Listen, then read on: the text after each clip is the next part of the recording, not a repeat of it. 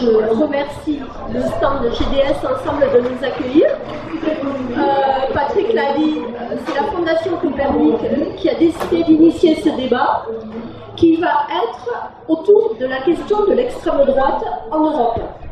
Donc, je pense qu'il y aura dans le débat des questions sur les européennes, sur les élections qui arrivent, mais sachez quand même que nous voudrions cerner notre discussion à la fois sur l'état des lieux en Europe par rapport à l'extrême droite, ensuite essayer de décrypter les conditions spécifiques à l'Europe et spécifiques à chaque pays européen qui fait en sorte que l'extrême droite monte, et enfin se doter ensemble des rapports de force et des outils pour pouvoir lutter efficacement contre l'extrême droite.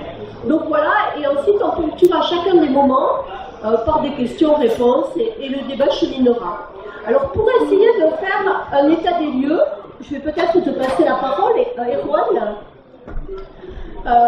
Je voudrais quand même, hier soir, je ne sais pas si vous avez regardé le compte Twitter de Bardella, mais il avait rencontré les Italiens qui sont en train de travailler aux conditions d'un groupe unique européen d'extrême droite, et le hashtag était « On arrive ».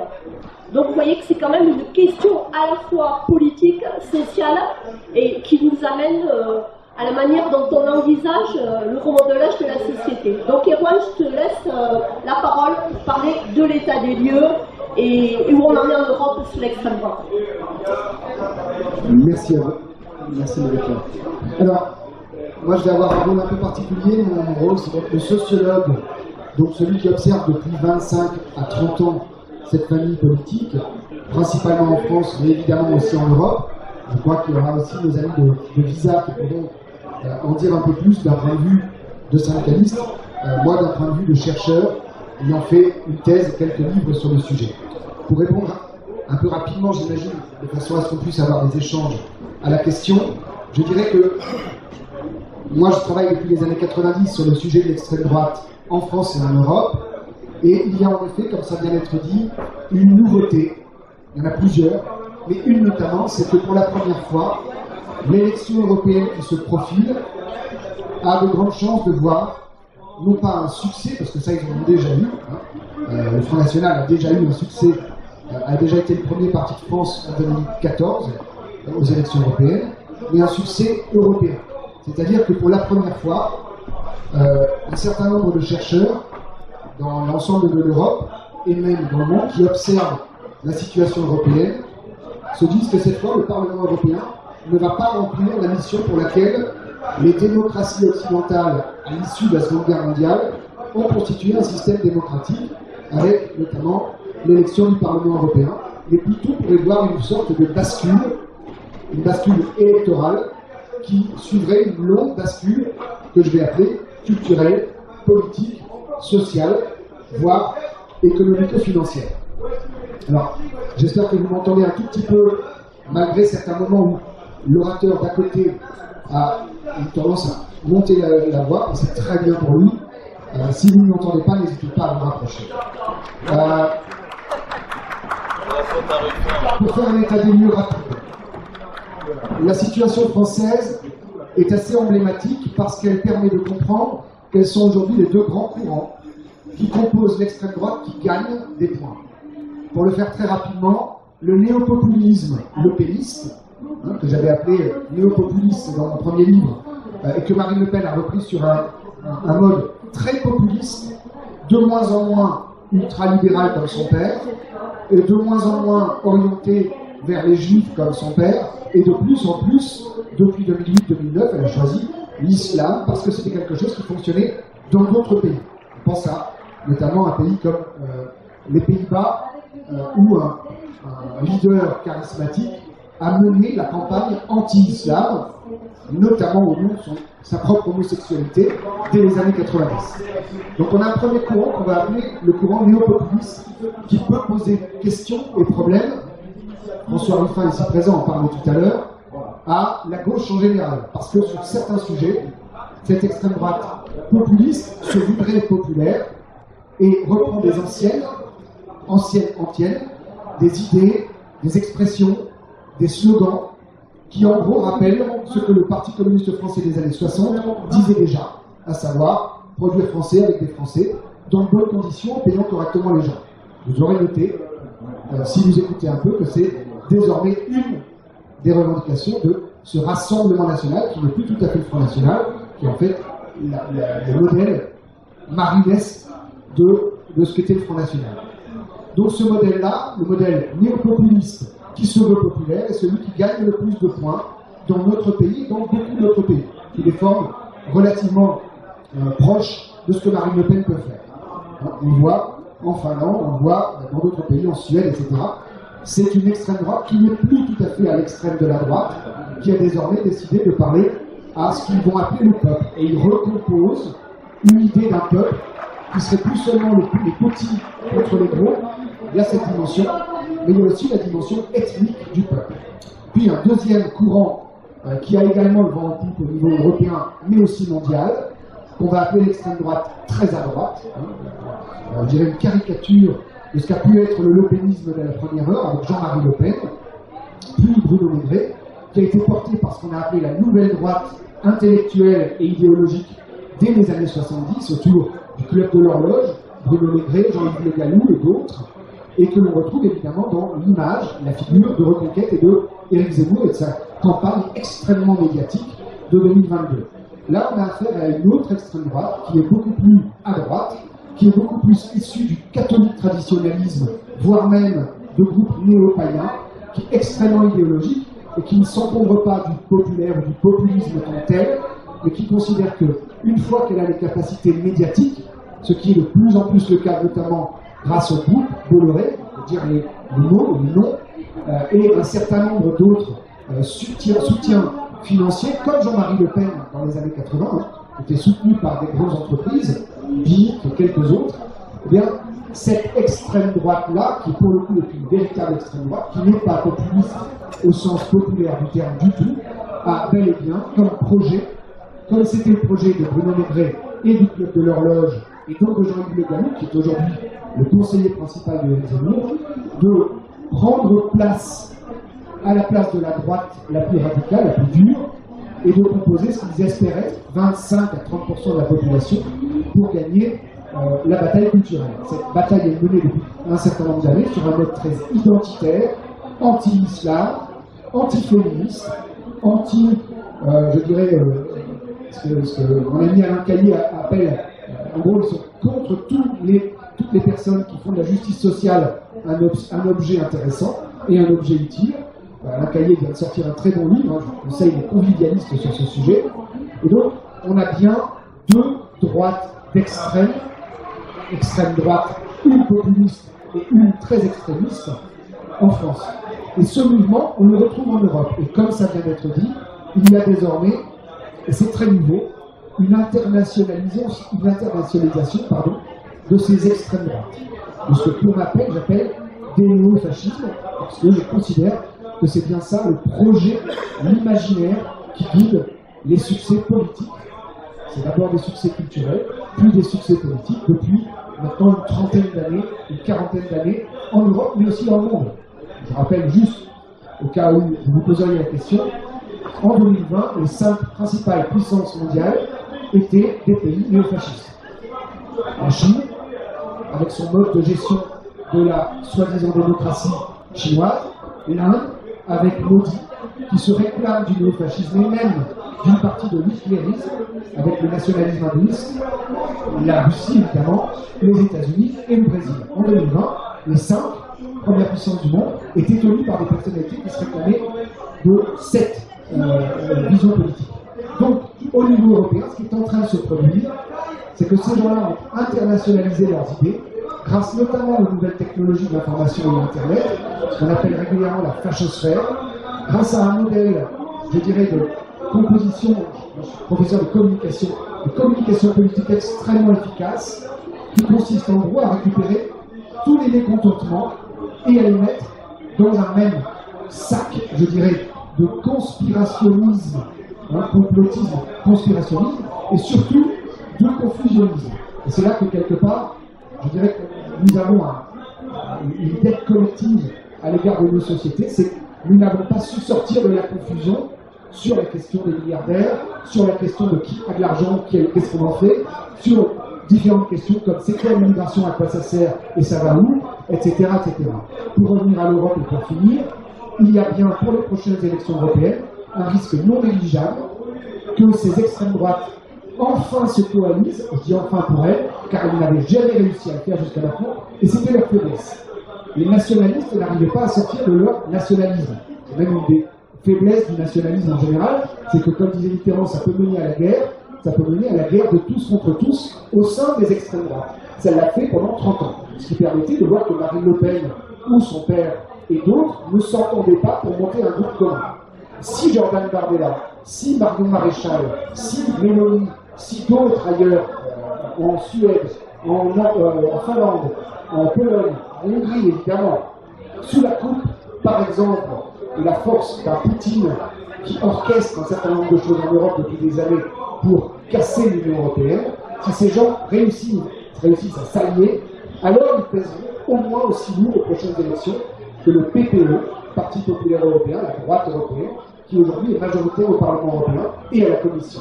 Et là, il y a un véritable risque non plus culturel seulement, mais politique, que la Commission européenne et que le Parlement européen, je pense que les personnes ici présentes pourront parler encore mieux de l'intérieur du Parlement européen, il y a un vrai risque qu'ils prennent non plus seulement l'ascendant sur un certain nombre de décisions, mais l'ascendant sur un certain nombre de recompositions politiques. Je le dis juste comme ça, le Parlement européen est un endroit où la démocratie s'exerce beaucoup plus que dans d'autres pays, parce que la force politique qui est capable de mener des alliances, des pactes sur des sujets d'intérêt général, est capable de donner, je dirais, une majorité. C'est ce qui vient de se produire notamment sur le paquet climat au Parlement européen, juste avant les prochaines élections. Un certain Pascal Canfin a réussi à gagner au prix de pas mal de concessions un paquet climat contre la droite et l'extrême droite. Il n'empêche que lors des prochaines élections, il n'est pas impossible qu'il y ait un mouvement de bascule, ce qu'on appelle généralement le backlash général.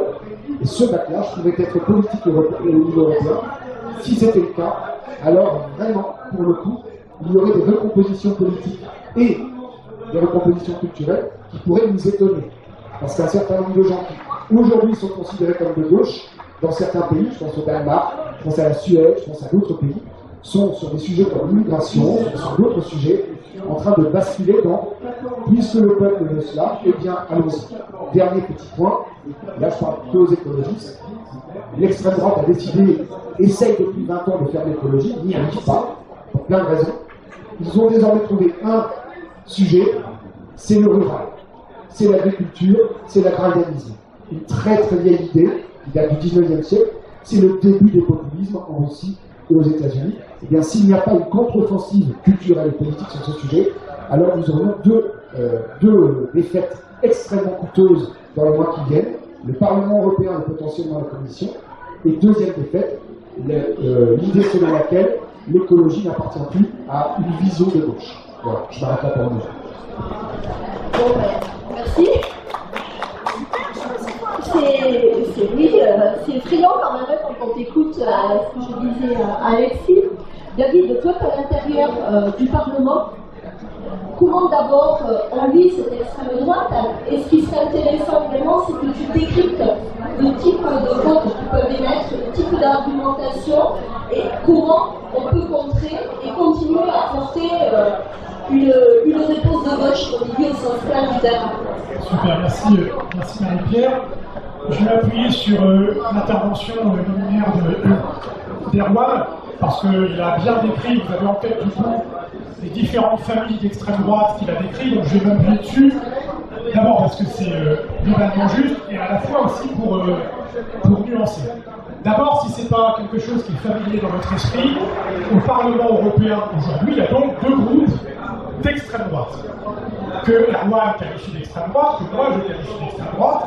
Ces deux groupes s'appellent ID, c'est le groupe dans lequel siège le Rassemblement national, qui est la principale force politique qui compose ce groupe, avec l'un des deux partis d'extrême droite en Italie qui s'appelle la Lega de Salvini. Pourquoi ces deux délégations sont puissantes? Parce qu'à l'époque, la Lega, en Italie, était le parti dominant d'extrême droite. Depuis, ça a changé. Maintenant, c'est un autre parti d'extrême droite qui est dominant, vous avez entendu parler, c'est le parti de Mme Meloni, Fratelli d'Italia. Ça, c'est la principale composante de l'autre famille politique d'extrême droite qui s'appelle ECR. Erdogan a parlé de l'hypothèse de la jonction de ces deux groupes. Pourquoi? Mais pour en débattre, franchement, ce n'est pas le principal risque que je vois. D'abord parce qu'il y a des obstacles à cette jonction. Le premier obstacle, c'est que souvent, les partis, dans beaucoup de pays, il y a deux partis d'extrême droite qui sont dans deux partis européens, et ça poserait des problèmes politiques dans leur pays d'être dans le même groupe au niveau européen. C'est des histoires de boutiques, mais qui pèsent au moment où les groupes politiques peuvent se faire. Il y a un deuxième obstacle important, c'est le rapport à Poutine. Il y a des délégations qui siègent dans ces groupes d'extrême droite, qui pour des raisons y compris géographiques, de proximité avec la Russie, sont clairement d'extrême droite, mais eux ne peuvent pas assumer et n'assumeront pas un rapprochement avec Poutine. Donc ça, c'est un autre obstacle qui existe, qui n'est pas forcément déterminé, mais qui existe dans le rapprochement. Mais surtout, et c'est sur quoi je voulais attirer votre attention, parce que le vrai danger de la prise du pouvoir de l'extrême droite en Europe, c'est pas un groupe même fusionné d'extrême. Dernier argument, pourquoi ils ne fusionneront pas, et ça, il faut vraiment comprendre cet aspect-là, c'est qu'en gros, le groupe ID, où il y a le Rassemblement national, joue un rôle de normalisation du groupe ECR. En gros, la droite et Renaud dit « Nous, on n'est pas alliés avec l'extrême droite, on n'est pas avec ID. » Mais ils fricotent avec ECR. Et donc, pour pouvoir continuer à faire les tirs avec une partie de l'extrême droite au niveau européen, il y a besoin d'un groupe d'extrême droite repoussoir, qui est l'alibi pour pouvoir mener des politiques compatibles avec ce que pense l'extrême droite, sans que ça se voit trop. Donc ça aussi, ça joue. Donc là où je voulais en venir, le principal risque de prise du pouvoir d'idéologie d'extrême droite en Europe, je ne crois pas que ce soit par un groupe d'extrême droite puissant, c'est par la radicalisation du groupe de droite. C'est ça le vrai danger. Ce qui va faire que l'Europe va prendre le pouvoir en Europe, c'est pas tant la puissance des, même si ça joue, c'est la droite classique qui s'extrême droitise. Et ça, excusez-moi, on le voit dans tous les pays européens, où il y a des coalitions droite-extrême droite qui deviennent la norme. C'était l'exception, ça devient la norme.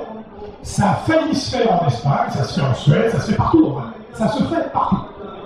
Partout où il y a une coalition possible droite-extrême droite, elle se fait. Que ce soit avec la droite classique, qui n'est plus classique du tout, devant, ou avec, comme en Italie, l'extrême droite devant. C'est plus un problème ça. Et vous allez voir que même en Allemagne, où ça résistait, c'était le dernier pays européen où l'extrême droite était relativement contenue, ça craque.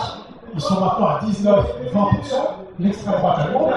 Et vous avez des premiers exemples locaux, mais ça commence toujours par là, de municipalités où il y a une coalition, CDU-CSU, extrême droite. Donc, c'est là le danger. Et donc, dans cette normalisation, en fait, le mouvement, c'est qu'à la fois, il y a une radicalisation de la droite vers l'extrême droite sur les idées. On a parlé des migrations, mais je viendrai sur les votes ensuite.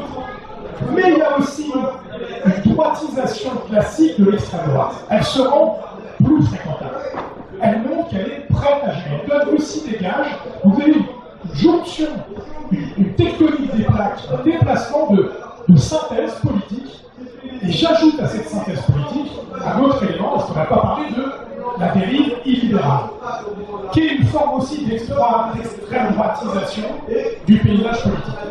Et ça, en fait, dans cette normalisation de l'extrême droite, elle a des alliés objectifs. J'ai parlé de la droite classique. Il y a aussi une partie de la famille libérale qui s'y libéralise.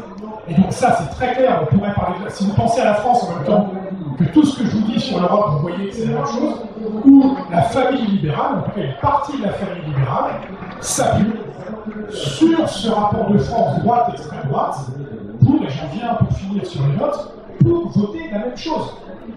En fait, il faut bien comprendre qu'au Parlement européen, les coalitions de vote qui parfois soit vident de sa substance des textes à vocation progressiste comme le Green Deal, etc., c'est qu'en fait, ils finissent par passer au prix de renoncement extrêmement important, et même Pascal Canfin, avec ses petits bras musclés, n'arrive pas à empêcher ça, parce qu'en fait, il y a la moitié de son groupe que ça ne dérange pas de voter avec les FAF et avec le PPE. C'est vrai sur les questions écolo, c'est vrai sur les questions sociales, où systématiquement, c'est un vote commun, ID, ECR, PPE, une partie de la vidéo. Systématiquement. Et donc, je vais finir sur une note positive. Pour deux raisons. La première, c'est que ce bloc des droites ne gagne pas à tous les coups qu'on fait l'Espagne. Où on nous a annoncé, moi je suis le premier à le croire, pendant des mois, que la coalition progressive de gauche allait être balayée par le retour PPE-Vox. On ne peut pas dire qu'il y a une victoire flamboyante de la coalition gauche, ça a résisté. Beaucoup plus qu'on pouvait. Il y a un deuxième argument sur lequel je veux finir parce qu'il est important, c'est que c'est une opportunité, cette affaire formidable, d'enfin politiser l'Union européenne et le Parlement européen, qui depuis son origine est co-géré par une coalition PPE socialiste. Où en fait il y avait une dépolitisation au nom de vous trouver des compromis pour avancer à petits pas, et là on va être devant un mur où les socialistes, les libéraux, bon, quelque part les Verts et la Left, vont plus pouvoir dire au fond se satisfaire de cette cogestion. Les camarades socialistes européens vont devoir choisir. Vous continuez à co-gérer avec un PPE qui est plus du coup chrétien-démocrate, de droite, mais on voit de tonton sur les grandes valeurs humanistes, ça c'est terminé. Le PPE maintenant c'est plus ça. Je vais vous donner un exemple, j'en aurai plusieurs du patron, qui pour moi est éclairant sur cette affaire. Je suis à la commission des budgets. Bon, j'ai perdu à la courte taille au début du mandat, je suis dans la commission budget. Mais c'est très intéressant. C'est très intéressant. Vous savez, dans les collectivités locales, il y a un débat d'orientation budgétaire. Voilà, c'est l'équivalent, sauf qu'il y a un vote indicatif du Parlement. Et donc, on met ce qu'on appelle en bon français les guidelines, c'est-à-dire les grandes orientations budgétaires qu'on veut. Et là, vous avez un amendement ID, par ID, qui dit on veut une ligne budgétaire pour construire des murs contre les migrants. Évidemment, il y a quand même des gens qui disent c'est pas possible. Et qu'est-ce que fait le rapporteur PPE de ce texte? Il dépose le même amendement, mais en disant c'est plus idée, c'est moi qui le propose. Cet amendement est posé au vote, et il passe. Comment il passe? ID, ECR, PPE, une partie de Renew, et des abstentions de Renew français. Les amis de M. Édouard Philippe. Et Horizon s'abstiennent là-dessus. Résultat des courses, le texte global est repoussé, parce que sur l'amendement facho, les fachos votent, mais quand il s'agit de voter le texte tel qu'amendé, ils ne votent plus puisqu'ils sont contre le budget européen. Et donc là, toute la gauche refuse le texte et le texte tombe. Mais il faut vraiment avoir en tête qu'il y a des alliés objectifs de la normalisation de l'extrême droite en Europe que sont clairement la droite, et dans tous les ciotis en France. Et quelque part les libéraux, et écoutez la petite musique en France. Au fond, les extrêmes. Hein? À chaque fois que vous entendez quelqu'un dire les extrêmes, il faut arrêter. C'est un FAF. C'est un allié objectif de la prise du pouvoir de l'extrême droite. À chaque fois qu'on dit les extrêmes, c'est ça que ça veut dire. C'est que vous normalisez les fachos. Vous dites les fachos, c'est un peu comme d'autres. Non, les FAF, c'est spécifique. Donc ça, comme on dit, le red flag, ou le green flag, ou la couleur que vous voulez, ça doit servir. C'est pas normal de dire ça. Et vous avez le chef de la famille de droite européenne qui dit moi, pour ma coalition, c'est avec Renew et socialistes, on ajoute les Verts plus ECR, et on exclut Left et ID. C'est tout l'effet qui se fait. Vous mettez le fer rouge au Left comme si c'était des idées, et vous normalisez le CR. C'est ça la strat. Donc il faut voir. Et en France, qu'est-ce que font Macron et compagnie? C'est pareil. Vous avez eu un vice-président élu du Parlement européen, ECR. Ça ne vous rappelle rien avec les voitures des Renew. Donc en fait, c'est un vrai mouvement là-dessus sur lequel il faut être, pardon d'avoir été un peu, mais pour voir ce qui se joue au niveau de la technologie d'État. À la fois, c'est flippant, à la fois, il y a une forme d'optimisme parce qu'on a des moyens de faire un contre-récit par rapport à ce qui se passe. Et en fait, au Parlement européen, je pourrais vous parler du Conseil, En fait, le PPE est en train de disparaître de la carte. Le Conseil disait c'est le chef d'État. Le pays le plus important européen dirigé par un Premier ministre ou un Premier de droite, c'est l'Autriche et la Suède. Tous les autres grands pays, c'est soit Renew, soit social-démocrate, soit ECR. ECR, c'est pas PPE, c'est ECR.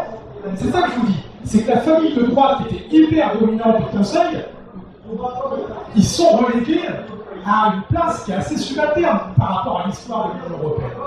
Donc c'est là aussi que l'influence d'extrême droite va jouer au Conseil. Il n'y a pas qu'au Parlement, mais au Conseil aussi. Il y a voilà un peu le tableau que je voulais faire pour à la fois m'appuyer sur la menace, mais bien avoir l'esprit que c'est pas lequel n'est pas plié. Voilà. On va continuer les interventions, on vous donnera la parole et après on reviendra à la fois sur la bataille culturelle et sur la gauche. Alexis, le Parlement français, c'est comme le Parlement européen?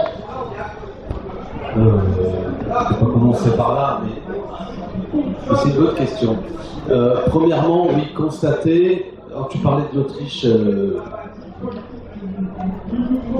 à préciser, mais il y a effectivement, pour faire l'état des lieux, c'est l'objet de notre échange, au moins 3 gouvernements actuels en Europe qui sont dirigés par des formations d'extrême droite. Italie, Hongrie, Pologne, et 2 gouvernements au moins dans lesquels l'extrême droite se retrouve en coalition gouvernementale. L'extrême droite progresse. Je dis ça, ce qui eût été inimaginable dans un paysage politique issu de la Seconde Guerre mondiale, en France en particulier, mais dans d'autres pays d'Europe, d'ores et déjà, il y a une situation de prise de pouvoir dans certains pays sur le plan européen. Ce qui nous amène après à dire qu'effectivement, l'extrême droite à laquelle nous avons réagi, souvent marquée par l'extrême droite des années 30, elle-même marquée par le grand conflit de la Première Guerre mondiale et la forme de militarisation dans la silhouette politique qu'était l'extrême droite, mouvement fasciste ou nazi. Évidemment, la silhouette politique n'est pas la même. De ce point de vue-là, nous devons avoir un vocabulaire, une stratégie politique qui vise à peut-être comprendre qu'en raison de l'évolution de cette silhouette et des conditions, nous devons avoir des mots compréhensibles par les plus grandes masses pour être efficaces, même si fondamentalement la fonction sociale de l'extrême droite reste identique à ce qu'elle est depuis toujours. Mais j'invite, c'est peut-être pas l'objet de notre échange, évidemment comprendre que la prise du pouvoir dans ces pays-là, Meloni, c'est pas Benito Mussolini, mais c'est l'extrême droite quand même. Et donc, alors une fois qu'on a dit tout ça, moi il y aurait un aspect provocateur entre nous, discussion, parce que beaucoup de choses, hein, je vous remercie de cette précision, et je suis en accord avec évidemment, et plus qu'un accord, j'apprends, j'écoute dans ce que m'ont dit les camarades précédemment. Maintenant il y a une discussion à avoir sur l'Europe, l'Union européenne, qui avait pour vocation de faire évoluer la fraternité entre les peuples, l'idée de l'internationalisme, et donc quelque part d'éviter le retour de l'extrême droite. En 2023, quel bilan on en tire? Elle a été cette machine à fabriquer une idéologie européenne rapprochant les peuples, ou fondamentalement, est-ce qu'elle a été vecteur d'accélérateur de la montée de l'extrême droite? Il faudrait qu'on ait une discussion là-dessus.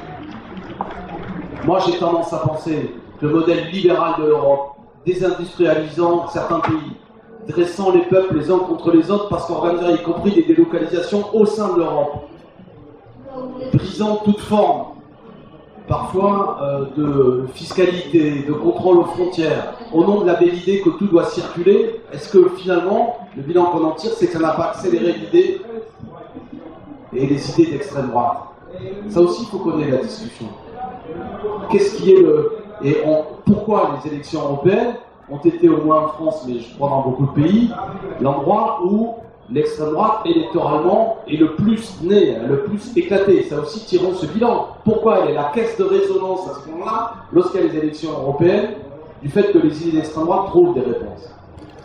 Parce que, j'entends bien, on ne mène pas des campagnes européennes, même si on le souhaite, on mène des campagnes dans le cadre national. Mais qu'est-ce qu'on dit par rapport à l'Europe? Et là-dessus, il peut y avoir entre nous, ça mérite une discussion, peut-être une différence d'appréciation. Est-ce qu'on dit là, que la réponse elle est toujours européenne, ou est-ce qu'on considère comme non, il y a aussi des désobéissances à avoir vis-à-vis de certains traités de libre-échange, parce que l'application concrète de ces traités de libre-échange est un puissant facteur d'accélération des idées d'extrême droite. Quand on ferme une usine dans le nord de la France ou dans l'Est, parce qu'on la délocalise dans un pays membre de l'Union européenne, mais qui est un pays dans lequel la main-d'œuvre, etc., coûte moins cher, c'est pas la belle idée européenne qui l'emporte, c'est l'inverse. Donc de ce point de vue-là, je crois qu'il faut qu'on affine qu'est-ce que c'est qui a eu lieu. Et moi je pense que le modèle qu'il a emporté au niveau de la construction européenne est un modèle qui a fait du mal, qui a été une caisse de résonance d'idées extrême droite. Même si évidemment l'extrême droite après, dans chaque cadre national, elle a sa propre histoire, et le foyer d'existence d'idées d'extrême droite était antérieur évidemment avec la question de l'Union européenne, mais elle a été cette caisse de résonance. Moi il y a peut-être matière entre nous à discuter, ou est-ce que ce que je dis en particulier, je m'adresse à David, mais vraiment dans une unité de discuter, pas d'avoir une controverse entre nous. Mais parce qu'à partir de là, est-ce que vraiment tout ce que nous dit David, qui est un parlementaire européen combatif et tout à fait respectable, est-ce qu'il y a des batailles qui doivent, pour le dire précisément, est-ce que c'est vrai que c'est le cadre du Parlement européen pour mener certaines batailles? Ou est-ce que c'est pas finalement nous-mêmes nous enfermer dans un cadre qui porte en lui-même la difficulté politique que nous essayons de combattre? Donc ça, c'est un élément à voir. Ensuite, pour être sur le modèle français, qu'à mon avis, on retrouve au niveau européen. Moi, je pense que le phénomène le plus important, c'est le puissant bouleversement du paysage politique issu de la Seconde Guerre mondiale. L'effondrement de partis traditionnels, à gauche, à droite, dû à une chose, c'est qu'il y a un épuisement dans le rapport qu'ils entretiennent avec leur propre électorat, qu'ils soient partis de droite, un certain type de sociologie particulière, ou les gens de gauche. Et qu'à partir de là, émergent des forces politiques qui apportent une réponse plus radicale aux partis antérieurs. Souvent, dans la manière de décrire l'extrême droite, c'est une droite énergique. C'est une droite qui a pour vocation de trancher toute une série de questions que sa famille politique précédente n'arrivait pas à trancher. Et par la dynamique des événements, elle amène finalement, par cette volonté de trancher toute une série de questions, à remettre en cause des libertés et à avoir des politiques de plus en plus violentes vis-à-vis d'une certaine partie de la population. Ce qui se passe en France, la montée de l'extrême droite, moi ma thèse, c'est que la montée de l'extrême droite est aussi le pendant, notamment de la fin de la droite traditionnelle. Pour le dire simplement, le gaullisme, c'est fini. Ce qui était une particularité française d'avoir une droite ayant une base populaire, aujourd'hui est en voie de disparition, et cette base populaire historique qui a toujours existé, même au lendemain de la Seconde Guerre mondiale, qui votait à droite pour des tas de raisons, parce qu'elle n'aimait pas les communistes, parce qu'elle n'aimait pas les syndicats, parce qu'elle avait des convictions spirituelles qui l'amenaient à considérer que, qui représentait encore dans une élection comme celle de 1981 concernant Giscard d'Estaing, de mémoire, 30% des ouvriers et des employés votent encore Giscard d'Estaing. Alors que cette élection de 81 est sans aucun doute l'élection la plus tranchée sur le plan sociologique. Cet électorat populaire vote Marine Le Pen aujourd'hui. Alors c'est pas tellement qu'il y a un glissement, évidemment ce que je dis est caricatural, d'un électorat de gauche qui est passé à l'extrême droite, il y en a, on en connaît peut-être, mais fondamentalement, l'électorat populaire, selon moi, du Rassemblement national, c'est l'ancien électorat populaire de droite, par ce point historique. Et ce que je suis en train de dire là, c'est que la montée de l'extrême droite, c'est une dynamique politique. C'est d'abord et avant tout l'effondrement de partis traditionnels. Et c'est intéressant, et dans cet effondrement et cette dynamique qui est devant nous, effectivement, et le macronisme en est un élément, toute une série de forces traditionnelles, la droite, la bourgeoisie, comme on disait dans le vocabulaire quand on était petit, va devoir trancher dans quel camp elle se place. C'est un phénomène de polarisation d'un côté, et nous devons incarner, selon moi, tant sur le plan européen que sur le plan national, tout ce qui permet une polarisation de notre côté. Nous sommes devant nous dans des années de rupture. et de crises politiques qui vont se dénouer brutalement. Brutalement. La crise écologique exige qu'il y ait des solutions radicales qui soient apportées, sinon c'est une crise qui va avoir des conséquences, elle est déjà engagée, sur des millions de gens. La crise sociale, pareil. Donc, il n'y aura plus de solution d'entre-deux tranquilles. Et c'est ça, je dirais, dans mon esprit, l'extrême droite d'un côté, surmontée par le fait, évidemment, dans son imaginaire politique, la menace islamiste, etc. Et donc la xénophobie qu'il y a derrière, vieille ruse, etc. Mais avouons-le, qui trouve aussi dans la tête de beaucoup de gens le fait que ça rentre en écho avec l'assassinat de la rédaction de Charlie Hebdo, le crime ignoble de Samuel Paty, etc. Hein, je veux dire, essayons de comprendre, y compris dans notre manière de mener la bagarre politique, que le racisme permanent anti-musulman, parfois, a pour toile de fond des événements réels, ou du moins des événements réels, et qui ont, en termes d'affect politique, bouleversé des millions de gens. Donc, comprenons-le et essayons nous aussi d'avoir... Donc, il y a une radicalisation, et mon propos, c'est comment nous aussi, on montre qu'on organise en face aussi l'autre radicalisation, l'autre polarisation. Moi, je trouve qu'en France, on n'est pas les plus maladroits dans tout ça. C'est-à-dire qu'en même temps qu'il y a une montée de l'extrême droite, on réussit, actuellement il y a un pôle politique, je prends les élections présidentielles, 32% autour de l'extrême droite, 30% autour de ce qu'est le macronisme, 30-32% autour de ce qu'était la NUPES. Bon, et ce que je suis en train de vous dire, c'est que je pense que le pôle macroniste de droite risque sans aucun doute de se retrouver en état de plus en plus d'effritement. Bon, mais on a constitué ce pôle-là. Mon propos, vous l'aurez compris, j'invite à ce que ce pôle continue d'exister et continue à avoir un caractère dynamique.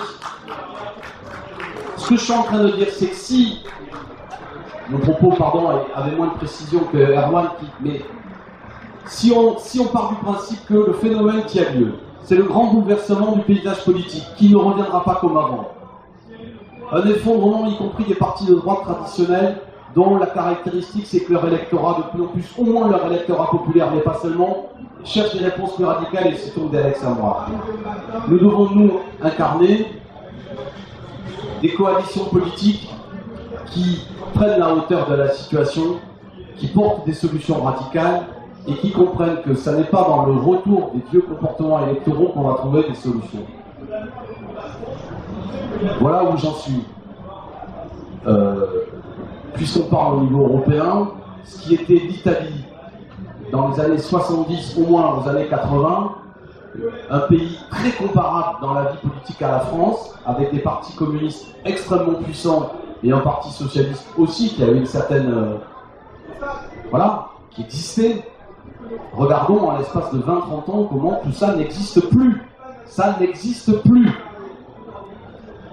Ça doit quand même nous interroger sur ce qui est le risque que nous avons si nous sommes dans la reproduction des vieilles habitudes, dans le respect de chacun et dans le refus d'hégémonie de qui que ce soit. Je veux être clair, hein. La responsabilité, elle nous est portée à tous, y compris à la place qui est la mienne. Et je pense que nous ne comprendrons pas ce grand phénomène européen.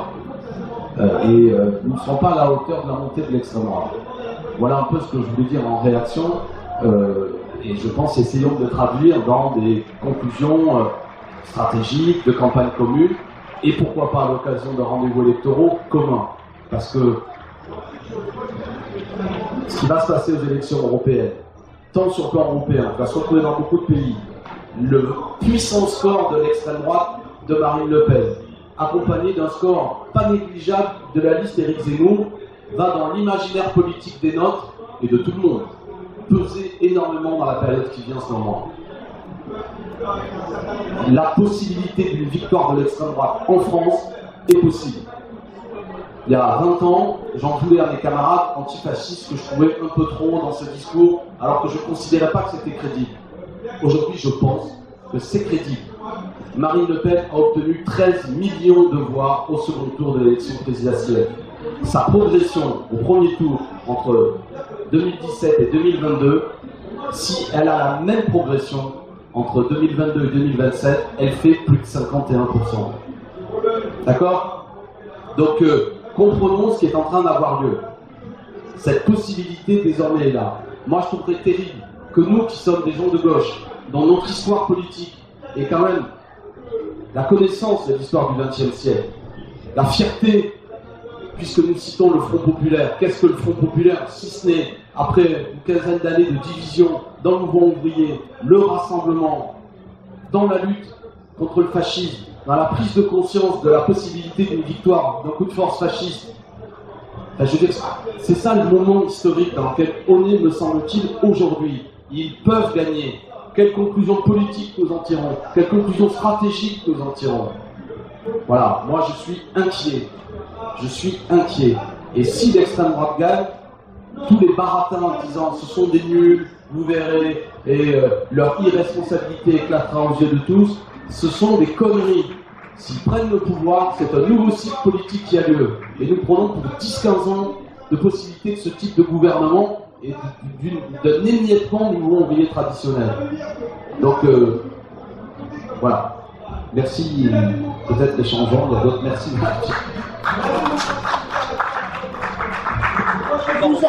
Vous allez tous avoir la parole et on va revenir de toute manière sur le débat politique.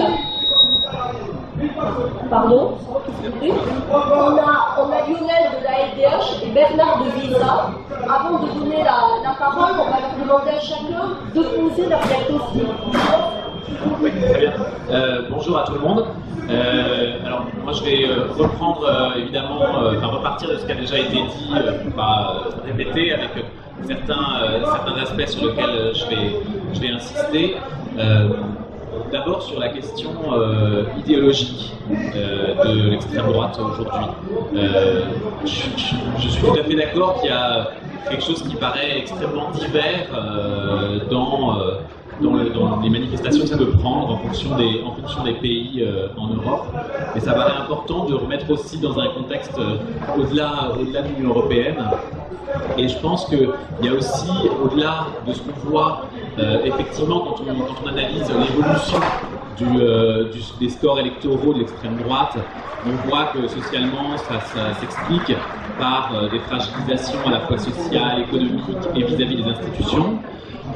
Mais quand on regarde à un moment donné ce que ça veut dire en termes d'offres politiques, on voit qu'il y a une volonté aussi de créer une culture politique. Et que je pense qu'on est arrivé à un stade où il y a une apparence d'offres politiques et de culture politique diverses au sein de l'extrême droite en France. Je dis apparence parce que je pense que foncièrement, il y a quand même un certain nombre de parentés et de mélanges entre les mouvements d'extrême droite en Europe. Typiquement, entre Reconquête et le Rassemblement national en France, il y a quand même des portes d'entrée et de sortie en permanence.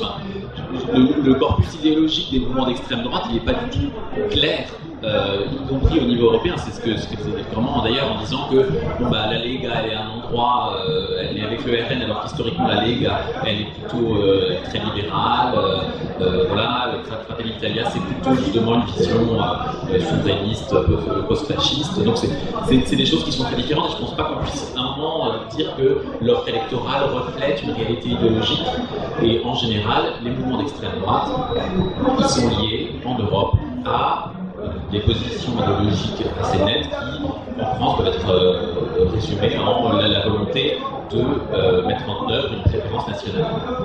Donc c'est-à-dire de changer la façon dont les gens ont des droits en fonction de critères qui ne sont pas leur appartenance à une communauté sociale à un moment donné. Donc c'est le fait de faire des différences, de revenir sur l'égalité des droits qui est affirmée au niveau européen et dans tous les États d'Europe. Je pense que là-dessus, il y a quelque chose qu'il faut voir, c'est la capacité de l'extrême droite à mener des campagnes appuyées sur effectivement des médias qui ont vocation non pas seulement à progresser électoralement, mais aussi déjà à créer des conditions d'intimidation du débat public. Moi je pense que s'il y a quelque chose sur lequel on peut se mobiliser aussi, en plus des enjeux électoraux, c'est le fait de voir que les groupes d'extrême droite en France et ailleurs en Europe sont actifs pour pour intimider, violenter des militants, des expressions sociales. On l'a vu avec le mouvement contre les centres d'hébergement, on le voit quand il y a des manifestations type Pride.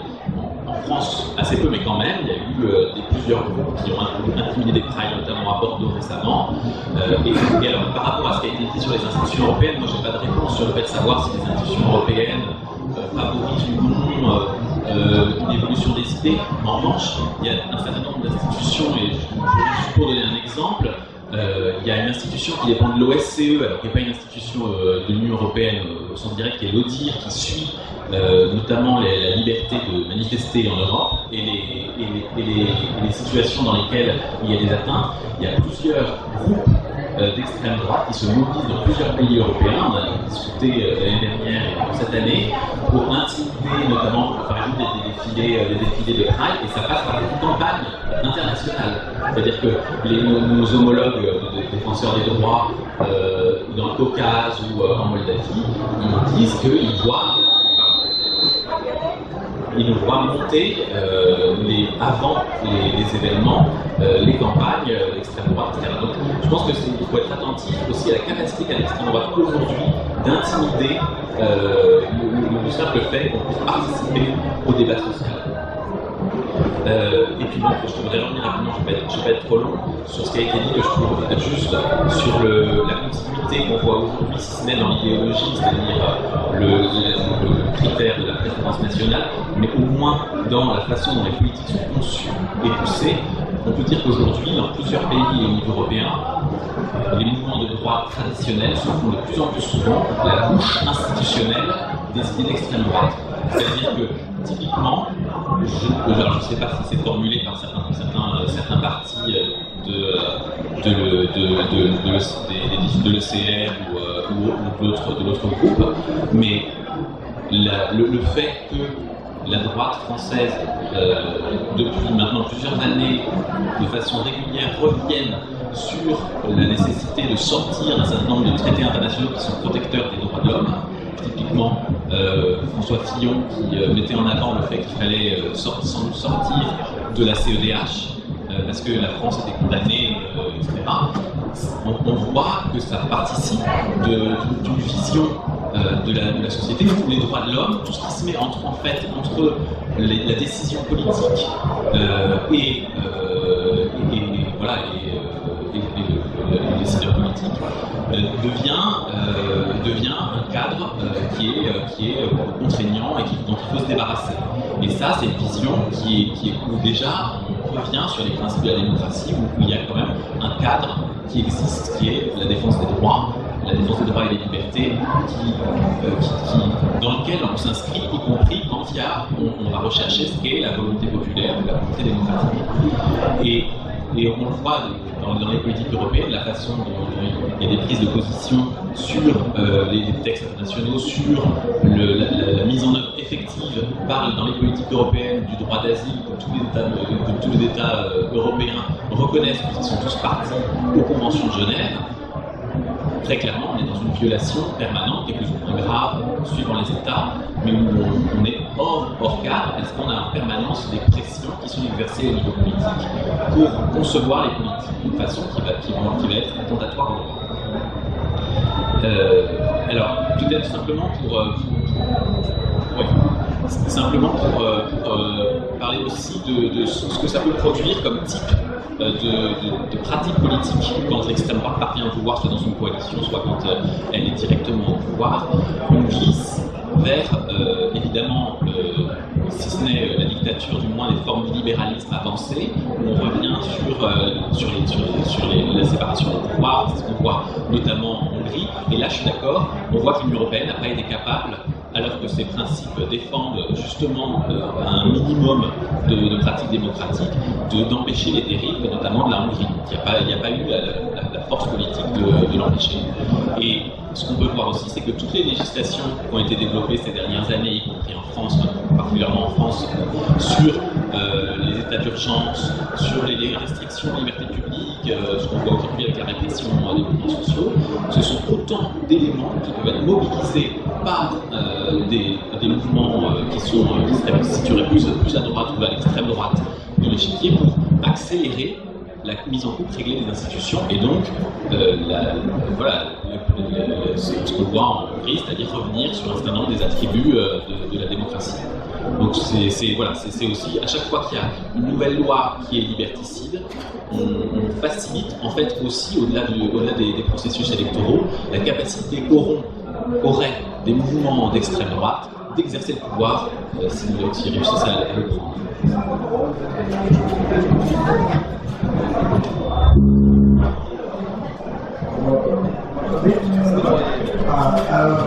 Je suis Bernard Schmitt, le leader Vigilance Initiative Syndicale Antifasciste. Comme point de départ, je partage évidemment l'inquiétude d'une arrivée possible de l'extrême droite, y compris dans un pays comme la France. Je renvoie d'ailleurs au sondage publié hier par ELAB, l'Institut ELAB ou ELAB et BFM qui confirme une percée continue de Marine Le Pen dans le pouvoir public. Maintenant, nous avons un certain nombre de pays de l'Union européenne, puisqu'il est question des extrêmes droites en Europe. Moi, je parle systématiquement des extrêmes droites parce que justement, il n'y a pas de dénominateur commun, je vais y revenir rapidement. Puisque nous parlons des extrêmes droites et de l'Europe, nous allons mettre un peu le projecteur sur les laboratoires que nous voyons actuellement à l'heure où l'extrême droite ou une extrême droite contribue à l'exercice du pouvoir, parce que les exemples sont actuellement multipliés. Alors, lorsque une extrême droite se présente dans l'opposition, il n'y a pas de profil unique, il n'y a pas de stratégie unique dans sa manière d'aborder les contradictions sociales et économiques et sociétales pour se faire un électorat, pour renforcer son socle, pour gagner, pour recruter des militants militantes et pour arriver finalement au pouvoir, mais il y a au contraire des profils assez opposés. L'extrême droite, au fond, qu'est-ce que c'est? C'est au centre des extrêmes droites se trouve un mécanisme qui est la construction d'un ennemi. Et qui ne soit pas un ennemi de classe, parce que les extrêmes droites ont toutes en commun de rejeter une lecture de la société en termes de classe sociale. Mais elles recherchent d'autres communautés que les classes sociales qui sont vues comme des communautés naturelles dont il s'agirait d'organiser l'expression, mais qui peuvent être d'essence nationale, qui peuvent être d'essence ouvrière et raciale. Les races humaines n'existent évidemment pas, mais il y a des idéologies qui en construisent et qui prétendent leur existence. Ça peut être des communautés religieuses. Il n'y a pas de dénominateur commun. Il y a les extrêmes droites religieuses, dans différentes confessions religieuses d'ailleurs. Il y a aussi des extrêmes droites anti-religieuses. Ou alors païennes, c'est-à-dire qui rejettent les religions majoritaires, parce que le monothéisme, pour certains courants de l'extrême droite, c'est déjà le début du communisme, parce que ça prône l'unité de l'humanité, parce qu'il y aurait un Dieu unique pour toute l'humanité. Ça a toujours existé au sein du Front National français, qui a changé de nom au 1er juin 2018. On a toujours trouvé des néo-païens, par exemple, qui venaient de Grèce, l'Institut d'idéologie, de création d'idéologie d'Alain Benoît, qui sont des néo-païens virulemment antichrétiens. Et il y a eu des courants catholiques traditionnalistes ou catholiques intégristes. La différence, c'est que les traditionnalistes sont dans l'église institutionnelle, et les intégristes sont dehors et la rejettent comme grenier, comme bouffée par la modernisation, depuis Vatican II, etc. Donc il n'y a pas de dénominateur commun pour définir en positif qu'est-ce que c'est les nôtres. Mais il y a un dénominateur commun qui est la construction de l'ennemi vers lequel on va canaliser les énergies, qu'on va mobiliser, les mécontentements, qu'on va prétendre à exprimer. Ça peut être les mécontentements, les frustrations, les colères de classe moyenne en voie de déclassement. C'est un des profils typiques des extrêmes droites, mais ça peut aussi être des colères d'une partie des classes populaires qui sont captées selon les conjonctures politiques et selon la faiblesse de l'offre politique d'autres forces. Ça peut aussi être la colère d'une partie des classes populaires qui est ainsi dévoyée. Je pense d'ailleurs, malheureusement, je suis plus pessimiste sur ce point, je pense qu'au moins dans le Pas-de-Calais et surtout dans le laboratoire désormais historique, puisqu'il est labouré depuis 20 ans par Marine Le Pen et sa garde rapprochée qui est élaborée, il y a un électorat d'extrême droite qui n'est pas l'électorat ouvrier de droite traditionnel qui existe et qui a effectivement, je suis d'accord avec Alexis, basculé vers l'extrême droite, mais il y a y compris dans le fief, en tout cas dans le laboratoire des Navarros, il y a un électorat qui était auparavant soit abstentionniste, soit de gauche, qui constitue maintenant le noyau dur. Ça dépend des endroits, ça dépend des conjonctures historiques, économiques et sociales. Bref, il y a deux stratégies principales. Il y a des partis d'extrême droite en Europe qui ont, sur le plan social et économique, donc sur le plan de l'expression des intérêts de classe, si on veut donner une grille d'analyse, toujours privilégier l'affirmation, c'est la loi du plus fort, parce que c'est la loi naturelle, et donc faire trop de social, ça n'a aucun sens.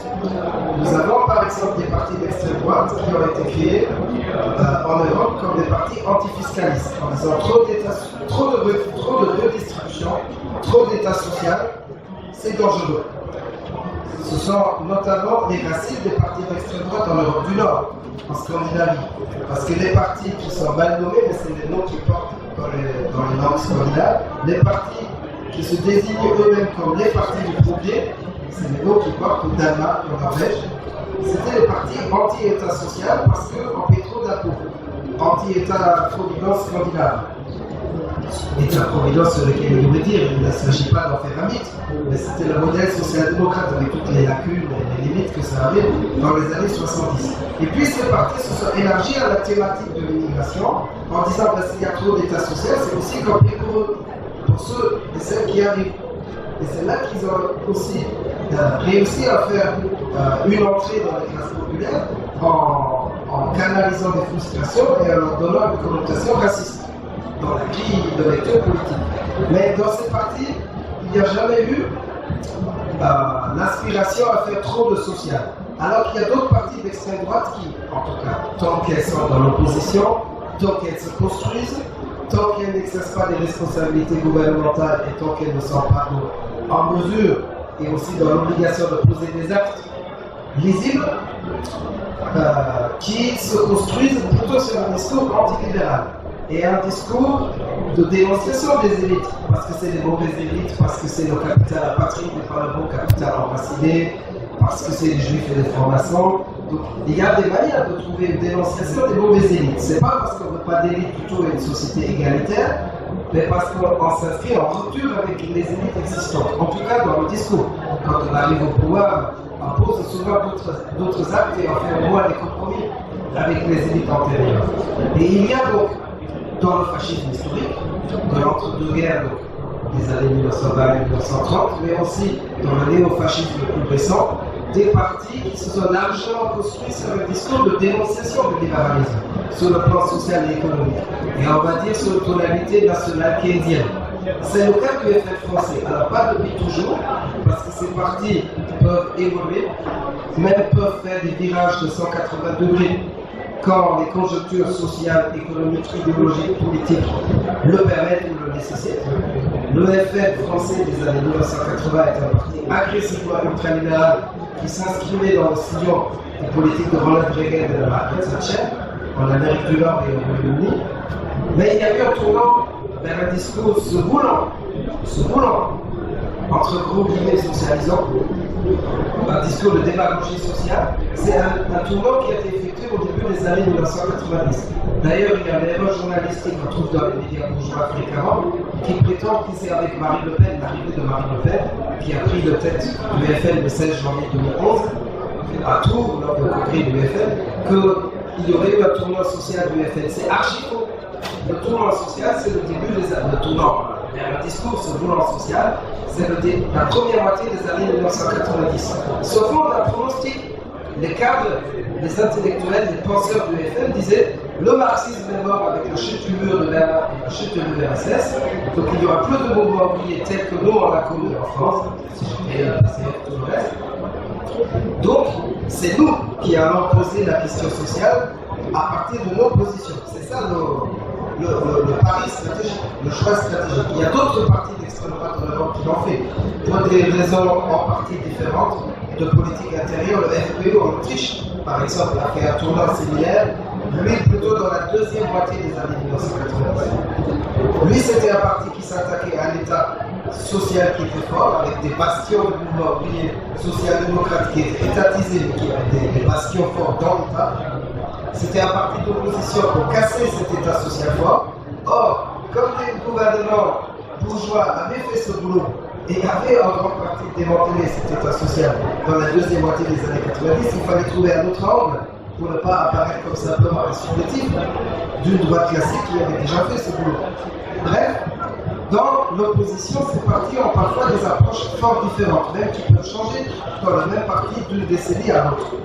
Maintenant, lorsqu'ils arrivent au pouvoir, c'est une autre affaire. Et ce qu'on trouve en règle générale, là où on peut les observer au pied du mur, à l'œuvre, c'est souvent un mélange entre des mesures qui s'inscrivent dans la gestion du capitalisme, forcément, ni ces gouvernements ni ne cherchent à sortir du cadre économique existant, ni le peuple d'ailleurs. Donc, on trouve des mesures de gestion du capitalisme, souvent qui va en se brutalisant, comme dans d'autres pays, mais avec un zeste de mesure qui va privilégier certains secteurs au détriment d'autres, par exemple des mesures protectionnistes, et on va trouver toujours une ou deux mesures marquantes qui soient identitaires. Je vais donner quelques exemples sans être trop long. Actuellement, nous avons des gouvernements auxquels participent des forces qu'on puisse qualifier soit d'extrême droite, soit placées sur le continuum qui englobe ce qui en France serait la droite et ce qui serait l'extrême droite. C'est le cas de la Hongrie et de la Pologne, où nous avons des partis où il n'y a pas de clivage entre droite et extrême droite, et nous nous retrouvons les deux dans un parti qui couvre un continuum. Mais des extrêmes droites séparées politiquement des forces bourgeoises de droite, nous les avons au gouvernement, surtout depuis plusieurs élections tenues l'année dernière, les élections du 27 septembre 2022 en Italie. Tout le monde parle de l'Italie. En Italie, ce n'est pas la première participation gouvernementale de l'extrême droite, parce qu'en position minoritaire, deux partis d'extrême droite, la Ligue et le MSI, devenu au congrès de janvier 1995 Alleanza Nazionale, et donc une partie, le parti s'est scindé plus tard, une partie est devenue le parti Fratelli d'Italia, le frère d'Italie, aujourd'hui au gouvernement. Ces partis avaient déjà participé à des gouvernements bourgeois en 1994 sous Silvio Berlusconi et à nouveau de 2001 à 2006 encore sous Berlusconi. Et puis il y a une courte période de 2008 à 2010, mais ça a été abrégé par la crise économique et le gouvernement de l'Union nationale qui a pris la suite. Nous avons donc l'extrême droite qui est pour la première fois pas en position minoritaire comme avant, mais en position majoritaire, oui, qui participe au gouvernement. Nous avons les élections en Suède le même mois, le 11 septembre 2022, où l'extrême droite participe au gouvernement. Nous avons la Finlande, depuis les élections d'avril 2023. Et nous avons, alors pas l'Autriche au plan national, ça va venir probablement en 2024, mais le pire n'est jamais certain, rien n'est jamais sûr. Mais nous avons deux régions à l'intérieur de l'Autriche que depuis cette année, la Basse-Autriche et Salzbourg, sont gouvernées par des coalitions qui englobent un parti d'extrême droite, et pas un parti qui fait 5%, et pas 25%. Alors quelles sont les mesures? Alors en Finlande, c'est extrêmement clair. Nous avons un gouvernement de combat qui mène la lutte de classe du haut vers le bas. Nous avons l'interdiction de la grève politique. Nous avons l'interdiction de la grève de solidarité. Donc si la grève est menée pour conclure un accord collectif dont on n'est pas concerné, mais en soutien d'autres salariés pour la grève de solidarité, c'est interdit avec des amendes. Nous avons une réduction drastique des APL, nous avons une augmentation de la TVA, qui est, vous le savez, l'impôt le plus antisocial, parce que nos proportionnels revenus de 4% sur les médicaments, sur la culture, donc c'est un gouvernement de combat antisocial. Mais il y a une mesure identitaire qui va accompagner le tour et qui va satisfaire une partie de l'électorat en colère parce que c'est une mesure raciste. Il y a un durcissement faramineux de la législation sur l'immigration. Par exemple, vous avez une carte de séjour salarié. Tu peux vraiment conclure Oui, je conclue là-dessus sur les exemples. Vous avez, si vous êtes un étranger, un ressortissant étranger, vous avez une carte de séjour salarié et vous perdez le boulot, au bout de 3 mois, c'est dehors. C'est l'équivalent finlandais du locutaire. En Basse-Autriche, c'est à peu près la même chose, avec deux marqueurs. L'affirmation, et ça vous l'avez dans la plupart des extrêmes droites, une affirmation de l'automobilisme, donc du modèle destructeur anti-écologique.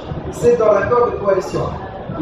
Les transports publics, ça ne nous intéresse pas. Nous, on affirme le moteur thermique et la mobilité individuelle motorisée. C'est dans l'accord de coalition. Là, ça fait accord pour la plupart des extrêmes droites qui sont très accrochés à l'ancien mode de vie et contre la transition écologique. chez le développeur, chez les Asiatiques, y compris sur la France, bien évidemment. Et vous avez une mesure pour faire plaisir au public galvanisé par l'identité, l'interdiction, c'est pas la rendre facultative, l'interdiction de l'écriture inclusive. Si vous écrivez en écriture inclusive, c'est une amende. L'Italie, pour finir, est très rapidement deux mesures phares. La suppression de l'équivalent du RSA au 1er janvier 2024, mais comme mesure pour faire plaisir, comme mesure démagogique, une taxe sur les banques, mais qui ne va pas se faire parce qu'il y a une pression énorme de la Commission européenne sur la taxe. Voilà. Excusez-moi, mais d'abord, on va vous donner la parole pour ceux qui veulent la prendre.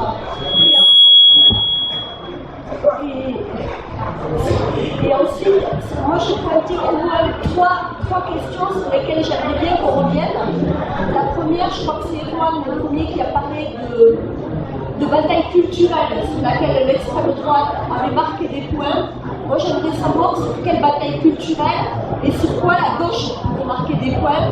Et on peut fédérer quelque chose par rapport à l'extrême droite. On parle d'hégémonie culturelle, mais sur quoi, sur quel thème, comment on développe ça. La deuxième question que j'ai pointée, c'est celle de l'Europe, qui a été posée par Alexis. C'est-à-dire qu'aujourd'hui, l'Europe telle qu'elle est, ossifiée par les traités libéraux, est-ce qu'elle est un accélérateur des politiques libérales qui amène à une montée d'extrême droite? Et à partir de là, comment l'Europe peut être un levier pour des avancées démocratiques sociales, pour transformer la société? Et la troisième question, c'est celle évidemment de la gauche. On a parlé de coalition, il y a des tactiques ou des stratégies différentes sur les européennes. Comment, à un certain moment, les 32% des présidentielles à gauche et au-delà, les forces de gauche au plan européen convergent-elles? Voilà. Donc je vous donne la parole pour des questions et on essaie de resserrer sur ces trois points. Je vais essayer de répondre non pas aux trois questions, mais il y en a deux sur lesquelles je vais essayer d'apporter des éléments dans la suite de ce que Bernard, avec sa précision habituelle, nous a exposé et la force de la démonstration. Première chose, de façon générique et générale, nous sommes dans un moment, ça a été dit, et la science politique le rappelle, d'une tripolarisation du champ politique. Nous ne sommes plus dans le clivage gauche-droite, nous ne sommes plus dans ces vieilles visions du monde, ni même dans extrême gauche et gauche, extrême droite. Ça ne marche plus comme ça. Cette tripolarisation, elle est aujourd'hui assez bien connue. Il y a un pôle que je vais rapidement appeler social-écologique, sur un plan politique, et qui est faible politiquement, très fort sociologiquement. Je rappelle, sociologiquement, ce pôle pèse au moins 35 à 40% de la société. On les appelle les créatifs culturels, on les appelle les bobos, on les appelle comme on veut. Nous sommes sociologiquement majoritaires. Voilà. Et nous sommes politiquement minoritaires. C'est un des problèmes de notre pays, comme de l'Europe en général. Pourquoi politiquement minoritaire? Parce que nous sommes composés sociologiquement de gens qui pensent que chacun a raison, et donc qui se divisent, subdivisent, sous-divisent, voire qui s'abstiennent. Et aujourd'hui, ce qui fait gagner la droite aux élections nationales, c'est l'abstention d'une partie du peuple, non pas de gauche, parce qu'il n'existe plus vraiment, mais du peuple de l'humanité. Je suis très content de dire ça à la fête de l'humanité. Et ça, c'est sociologiquement, on a là cette tripolarisation, social-écologie, technolibéralisme et droite identitaire. On va faire très rapide. On a des livres de sciences politiques là-dessus, il n'y a pas trop de problèmes. Je crois qu'on est à peu près tous d'accord sur cette analyse. À partir de là, le pôle central est le pôle minoritaire sociologiquement. L'Obsecours, Observatoire Société et Consommation, fait une étude tous les ans sur l'imaginaire des gens en France. Ça pèse moins de 20% cet imaginaire-là. Techno-solutionniste et libéral. Moins de 20%. Le pôle social écologique pèse 52% en moyenne tous les ans. Et le troisième pôle, identitaire, ethno-solutionniste et de droite, pèse environ 35%. Donc vous voyez, il y a là une différence entre la sociologie de notre société et la politique. Pour répondre à la question, nous perdons les batailles culturelles parce qu'elles ne sont pas menées. C'est le premier point. Je vais pas ici vous faire un cours de gramscisme. Je pense que tout le monde a plus ou moins lu au moins des extraits. Pour résumer, nous sommes face à une société, des sociétés européennes, mais mondiales et donc françaises, qui sont prises par trois paniques. Et c'est là que nous perdons. C'est parce que nous avons laissé s'installer des paniques auxquelles nous n'avons pas forcément de réponse, ni sociologique, ni politique, et donc pas culturelle. La panique, évidemment, écologique. Tout le monde a pris conscience. Il y a 25% des gens qui continuent à dire non, c'est pas vrai, en fait, je vais trouver une solution, ne vous inquiétez pas. Et 75% sont à peu près d'accord sur il y a un problème, il va falloir le résoudre. Et pour les enfants, ça va être encore pire. C'est une panique. Pourquoi? Parce que nous n'avons pas, notamment les écologistes, montré la capacité, la puissance à agir pour contrecarrer l'effet de cette dégradation rapide des conditions de vie sur la planète. Deuxième panique, elle est économico-sociale. Les inégalités, on peut faire le constat, on peut dire que c'est pas bien, mais à un moment donné, là-dessus, François Ruffin et son virage récent sur il va falloir reparler aux gens des inégalités, c'est quelque chose que, quelque part, il faut faire depuis au moins 30 ans. À un moment donné, quand on arrête de parler du problème de l'inégalité et qu'on arrête de demander la fin du fait que les gens puissent, par exemple, hériter de ce que leurs parents ont eu, eh bien c'est un vrai problème pour l'ensemble de ce pôle sociopolitique. Il y a des sujets comme cela sur lesquels il y a la science politique, la sociologie démontre, il y a des failles, il y a des endroits où un certain nombre de personnes n'ont plus parlé depuis plus de 30 ans.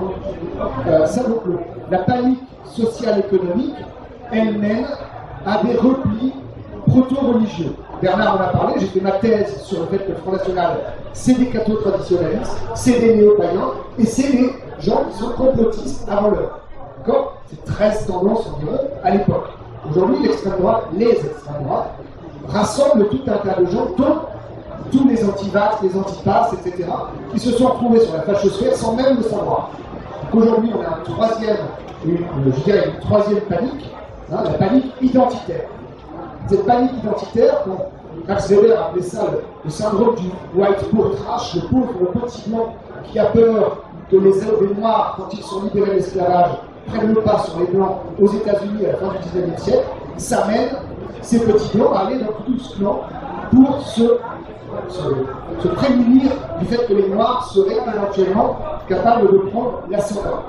Nous vivons ça dans une Europe qui pense encore, pour une partie de notre population, que la grande histoire a toujours mené l'Europe, a mené le monde à être, je dirais, le peuple premier, le peuple blanc, le peuple qui... Et donc nous avons une nostalgie d'un âge d'or qui n'a jamais véritablement existé.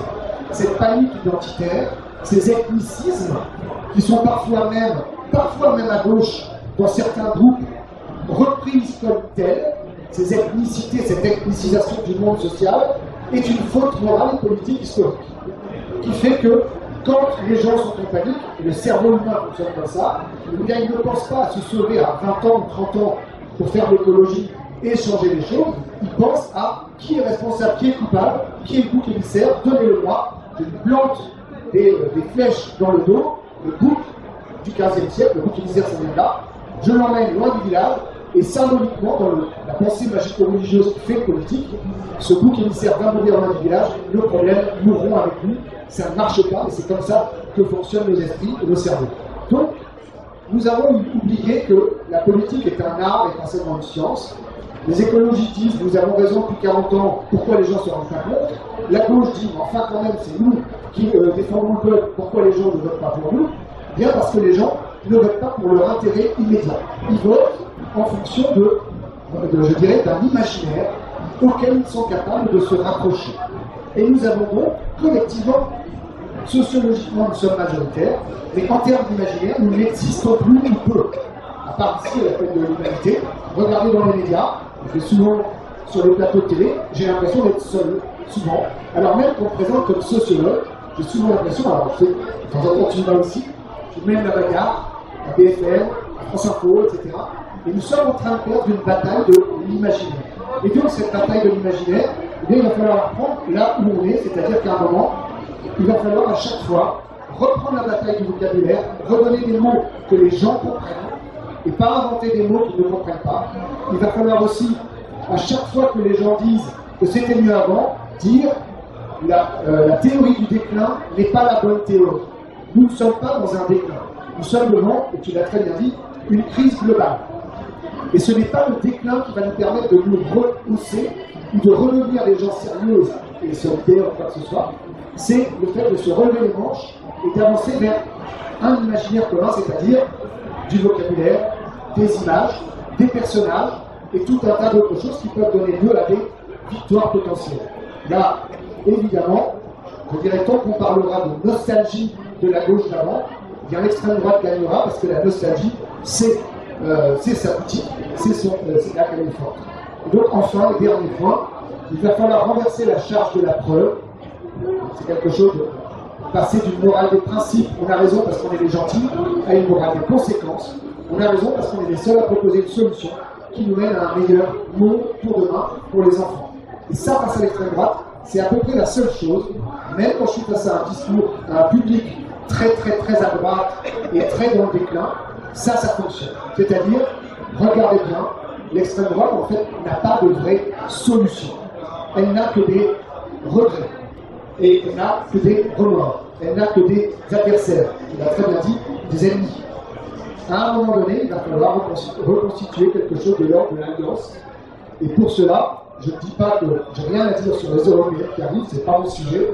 Mais par contre, la question de l'alliance et de la possibilité de la sociale écologie, puisqu'à mon avis, c'est ça le pôle dont on parle, d'être le lieu où on reconstitue non pas un clivage, où on reconstitue une nouvelle congrégation de personnes qui ne sont pas d'accord sur tout, mais sont d'accord sur un point, c'est qu'en tout cas, ce n'est pas la nostalgie qui va nous amener à quelque chose de mieux, c'est la réinvention d'un monde possible. Et je crois que David l'a dit tout à l'heure, il y a des champs d'intervention sur lesquels on peut dire les villes, c'est des endroits où on peut se battre, l'Europe, c'est un endroit où on peut se battre, et vous l'avez très bien dit. Et je dirais rapidement, au jour d'aujourd'hui, les gens qui sont notre peuple potentiel, c'est un peuple qui a beaucoup plus peur de perdre que l'envie de gagner. Il va falloir redonner l'envie de gagner.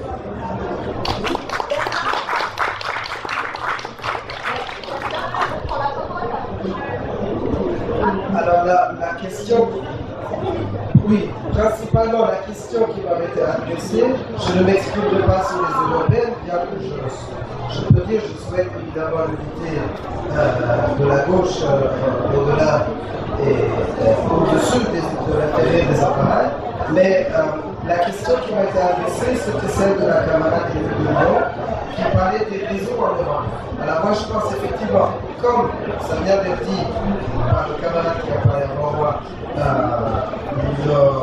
le continent européen et aussi l'Union européenne est un champ de bataille politique et sociale et culturelle et idéologique, comme il y a d'autres niveaux de lutte. Tous les espaces sont des niveaux de lutte. La ville, le département, l'État-nation historiquement créé et l'Union européenne est aussi un niveau de lutte. Donc il faut évidemment recréer des niveaux de solidarité, d'autant plus que ça reste très faiblement développé. Alors, il y a eu des eurogrèves. Je me souviens, la première eurogrève, c'était du Cheminot, ça devait être en 1998 par là, où Cheminot faisait grève le même jour. Mais ça reste un phénomène complètement sous-développé. Donc des mouvements qui convergent, qui agissent au même jour sur le même thème. Alors ça commence à se faire un peu qui va, c'est des manifs le même jour, au même moment dans différents pays, sachant que quand même les conjonctures des mouvements sociaux et écologiques restent différents dans les pays. Nous savons dans un pays, ça peut descendre au même moment dans un autre pays. Mais évidemment, si nous ne le faisons pas, cet espace, l'espace continental, il reste livré soit au jeu entre gouvernementaux, donc à l'intergouvernemental, qui a actuellement le principal mécanisme de l'Union européenne, entre une démocratie, on va dire, supra-étatique à Bruxelles et les États nationaux. Et c'est d'abord les moteurs, c'est les appareils d'États nationaux. On en laisse l'initiative aux extrêmes droites, parce qu'elles coopèrent au niveau européen. Et nous ne le faisons pas assez. Alors il y a eu des tentatives, par exemple cette année, il a été question du mouvement contre la, je vais décliner un peu de réforme, parce que historiquement, réforme, c'est l'amélioration du sort des salariés. Aujourd'hui, quand on entend le mot réforme à la télé, on sait qu'on va le voler. Dès qu'on entend le mot réforme, on sait qu'on remet la question. Mais utilisons le mot dans les mouvements contre la réforme de la retraite, je me souviens qu'il y a des délégations de l'organisation syndicale européenne, mais ici, par exemple, tunisienne, qui est devenue à Paris. majoritisme que si le mandat francophone, c'est pas la donc c'est des choses qu'il faut absolument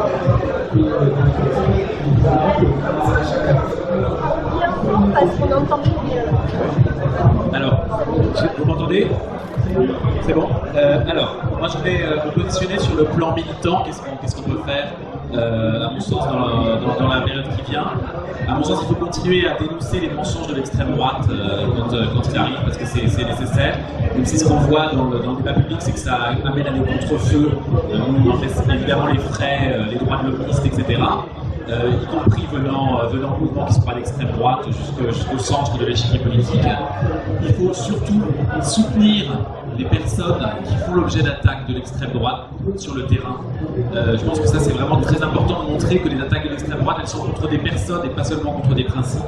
Je pense au mouvement d'intimidation qu'il y a eu auprès des CRA. C'était très important de se mobiliser massivement auprès des maires des populations qui avaient pris des décisions et qui se retrouvaient intimidés par les campagnes d'extrême droite, y compris en essayant de contourner les écueils du caractère apolitique de certaines personnes qui considèrent qu'elles n'ont pas pris des décisions politiques et qu'elles ne comprennent pas pourquoi on les attaque, pourquoi l'extrême droite les attaque.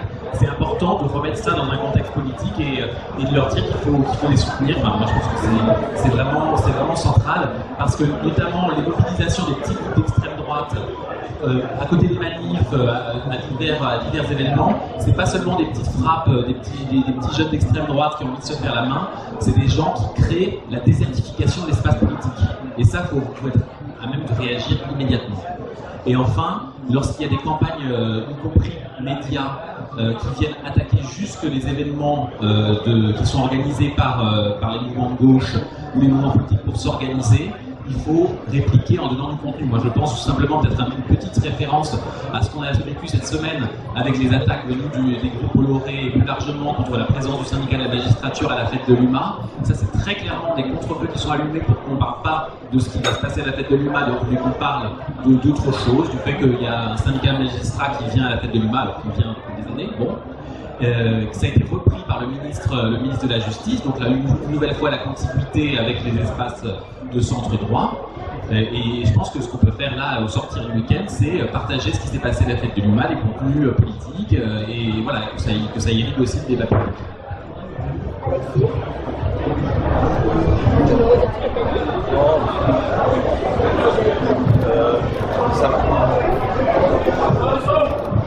Oui. Marie-Pierre qui est taquine me dit tu vas redire ce que tu as dit. Je ne vais pas le redire, mais je le pense toujours. Et comme David conclura, moi c'est l'échange aussi à travers David avec d'autres forces qui m'intéressent. Pour ce commun, pas pour ce contraint, pour ce commun. Donc vous avez compris que, puisqu'on était un peu dans une tonalité pas déprimante, lucide, le pessimisme de la lucidité, mais autre chose est possible. Dans une des premières puissances européennes, la France, l'Allemagne, sont des puissances majeures, et on peut imaginer qu'à l'occasion de ces élections européennes, le signal qu'il en sort, c'est que ce n'est pas l'extrême droite qui marche devant, c'est autre chose. Moi j'invite à ce qu'on continue à réfléchir à ça, par rapport au caractère propulsif que cela pourrait avoir, par rapport au signal précisément, comme nous avons bien analysé que ce qui se passe n'est pas qu'un phénomène français de montée de l'extrême droite, mais un phénomène européen. Il n'empêche que si dans une des grandes puissances européennes, le signal qui est envoyé, c'est que ce n'est pas l'extrême droite qui marche devant à l'occasion des élections européennes, mais c'est une force sociale, écologique, populaire.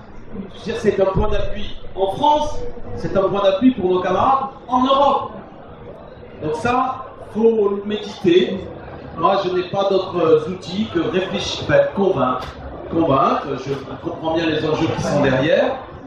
Les élections européennes sont très importantes, mais en 5e République, l'élection majeure où se joue le pouvoir, et donc le pouvoir aussi sur notre capacité d'influencer l'Europe, car le nombre de députés européens est une chose, mais si le gouvernement évidemment était d'une certaine couleur politique, c'est ça qui pèse.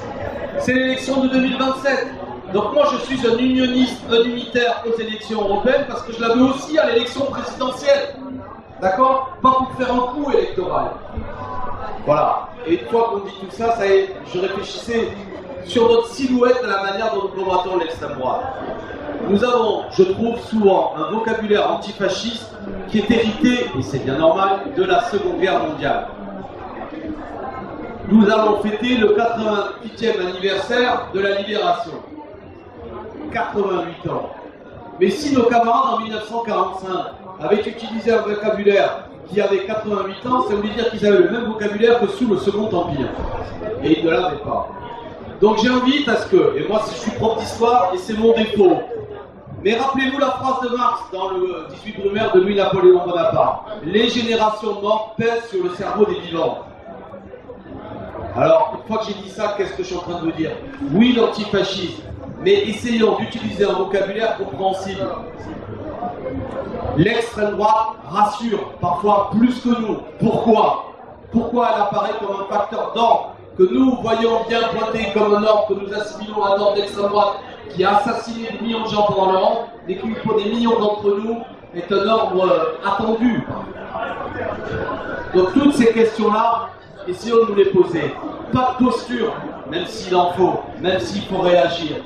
Mais n'agitons pas des drapeaux et ne passons pas notre temps à visiter des musées de l'histoire du monde ouvrier. J'adore ça, c'est ma passion. Mais ne nous enfermons pas là-dedans. Parce que je trouve que parfois, dans la manière dont nous combattons nos propres adversaires, c'est pas compréhensible pour le plus grand nombre. Voilà. Ça a été pointé.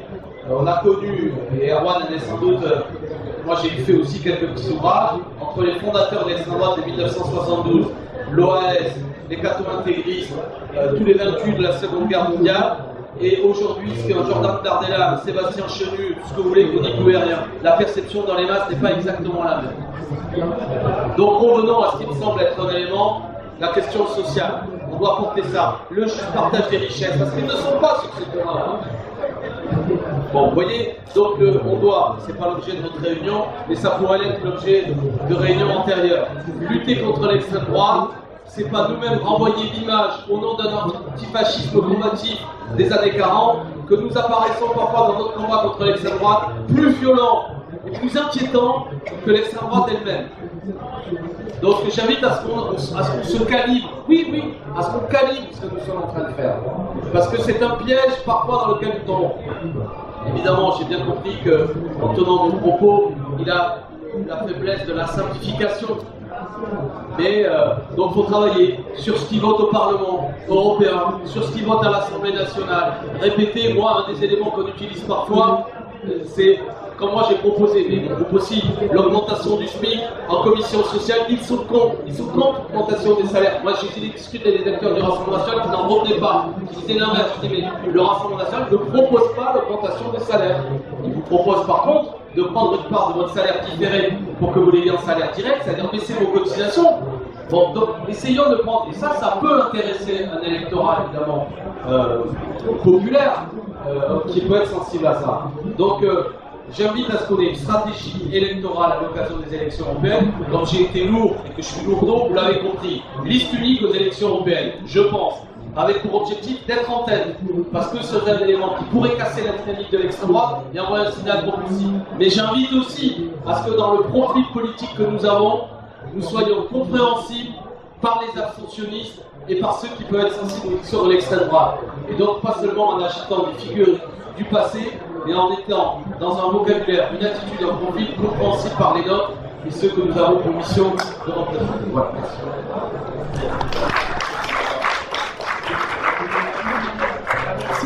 Merci pour ces échanges. Je vais essayer de bref parce que si vous êtes comme moi, vous avez faim, ça commence à l'heure.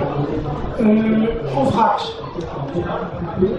Par rapport, je vais partir de l'aspect de l'extrême droite, c'est sur quelle idée, sur quel sentiment, et ça a été dit, j'essaie de le réduire en une formule, spécule l'extrême droite, c'est le sentiment réel de perte de contrôle sur ce dont dépend notre subsistance.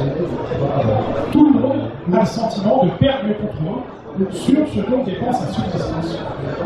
Et à chaque fois que l'extrême droite surgit, c'est dans des moments décisifs de ce type-là, où perte de contrôle sur ce dont dépend notre subsistance, à la fois individuellement et collectivement.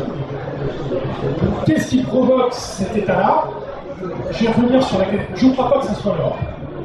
Je pense que ça a été dit, la crise écologique, ce qui en découle, la crise sociale, l'hypertrophie du libéralisme localisé avec une concentration sans sans précédent dans l'histoire de l'humanité, concentration du capital, regardez ce que sont les GAFA. C'est hallucinant. Moi, quand j'étais au collège, en histoire, Géo m'apprenait la plus grosse entreprise du monde, c'était General Motors, en plus ça fabriquait des trucs, des voitures, c'était simple, c'était, je sais plus, c'était 100 milliards de dollars, c'est 2000 milliards de dollars avec des entreprises qui ont pris le pas, et je fais une petite incise là-dessus, sur ce qui était auparavant le monopole des États. Maîtrise des infrastructures numériques. Vous avez peut-être entendu, Musk a dit « J'éteins mes satellites pour empêcher de communiquer en Ukraine pour une attaque contre la Russie. » Enfin, c'est des entreprises. Ils battent monnaie. Ils échappent à l'impôt. Ils ont le contrôle sur nos vies privées. C'était un peu le monopole des États, certes totaliens. C'est une chute. Donc ça a quoi comme effet? Les gens ne théorisent pas forcément, mais perte de contrôle totale sur ce qui vont dépendre de subsistance. Et ça a été dit par vous toutes et vous tous, la réponse extraordinaire des extrêmes droites, c'est de dire avec nous on va reprendre le contrôle. Comment? On va revenir à comme avant. Avant, vous aviez le contrôle, même si c'était pas vrai. Il y a une nostalgie d'un passé fantasmé qui dit, d'ailleurs, chez les islamistes c'est pareil, c'est un autre âge d'or. Enfin, c'est ça la radicalisation et donc le complotisme, tout ça machin. Pourquoi je mets ça sur l'Europe? Je pense que l'Union européenne, parce que ça pourrait être l'Europe s'il n'y avait qu'en Europe qu'il y avait une montée de l'extrême droite. C'est pas le cas. Ça a été dit par Arwan. Les 5 premières puissances du monde ont été pleines, donc en fait, Trump, c'est pas à cause de l'Union européenne, Bolsonaro, c'était pas à cause de l'Union européenne, la Chine, c'est pas à cause de l'Union européenne, mais ce qui est vrai, c'est que l'Union européenne sert de vecteur pour exprimer cette frustration et cette colère face à la perte de contrôle sur ce qu'on n'est pas dans subsistance. Et rappelez-vous la campagne du Brexit en Grande-Bretagne, c'était quoi leur slogan? Take back control. On reprend le contrôle. Donc oui, l'Union européenne instrumentalisée pour dire vous voyez bien ce truc-là nous retire le pouvoir. Non, je ne crois pas que ce soit à cause de l'Union européenne qu'il y a une montée de l'extrême droite, je crois. Si c'était ça, d'ailleurs, ça serait pratique. S'il suffisait de sortir de l'Union européenne ou dissoudre l'Union européenne pour battre l'extrême droite, franchement, ça me ferait réfléchir. C'est pas le cas.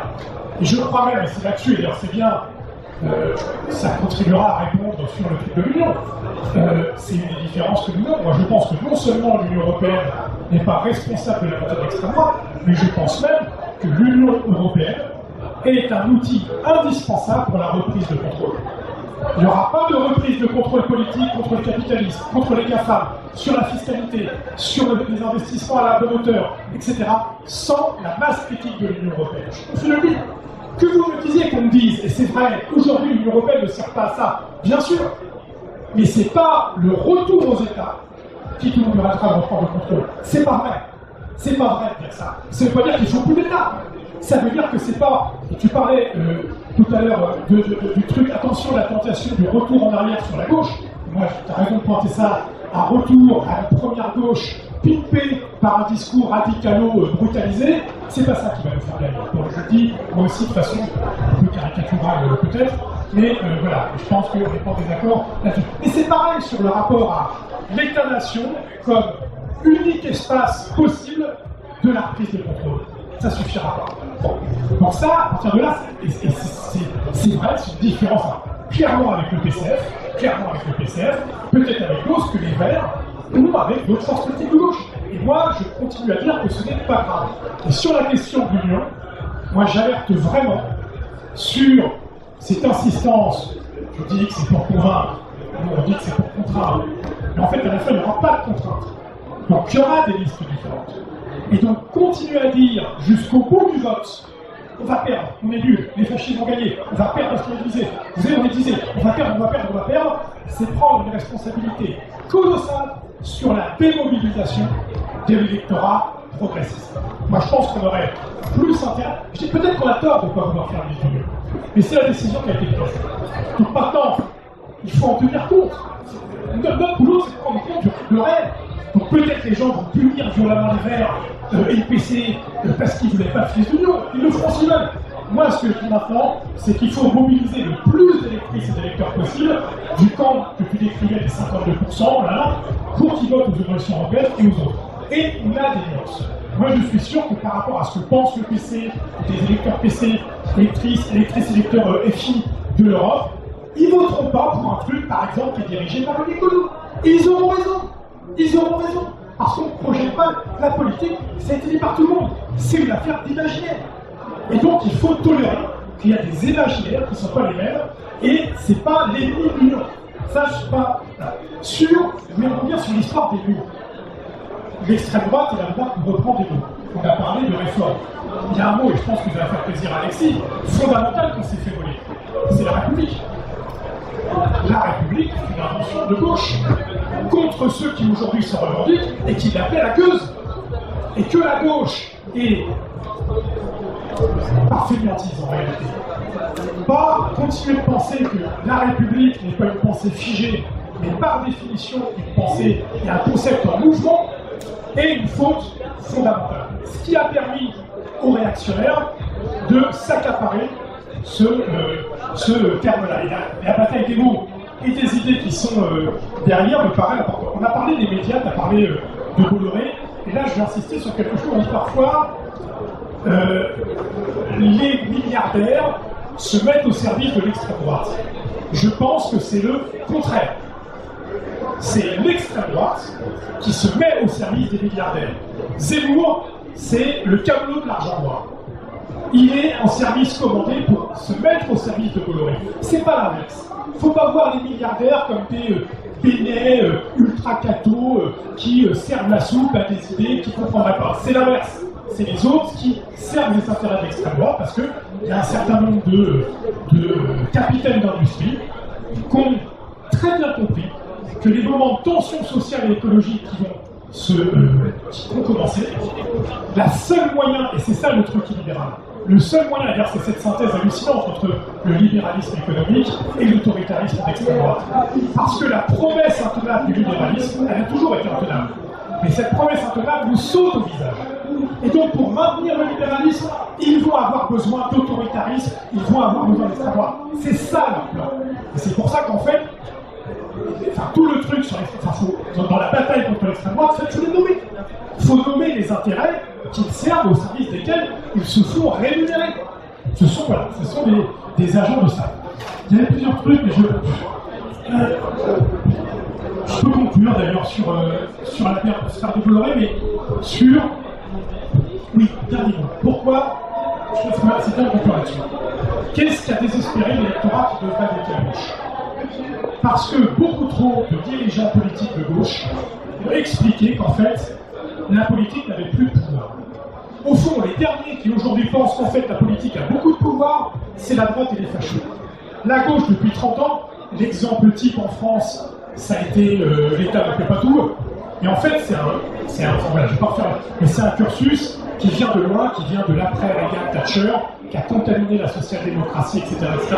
Mais en fait, il y a une intériorisation par le temps, la transformation de la société, de dire au fond, la politique n'a pas trop de pouvoir. Moi, je pense qu'il y a un message à donner, notamment aux gens qui auraient intérêt à voter à gauche et qui ne veulent plus à gauche, c'est de dire qu'en fait, la politique a du pouvoir.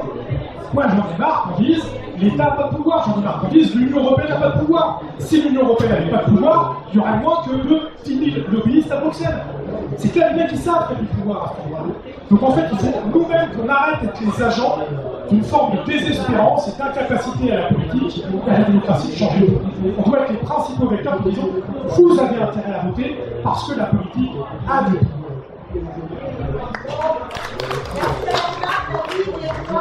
Alexis Lionel. Je dois vous signaler que sur la table Silex, vous avez plein de publications sur l'extrême droite. Donc faites votre marché de littérature. Je vous remercie également pour la Fondation Copernic et je voulais vous dire que la Fondation Copernic, ça prolonge le débat quand même. On est actuellement en train d'essayer de mettre en débat l'ensemble des organisations politiques de gauche, les syndicats, les associations de quartier également, parce que ce bien commun, par-delà les échéances politiques, eh bien c'est ce qui va faire que demain, on créera de la perspective. Donc voilà, on continue ensemble, à très bientôt.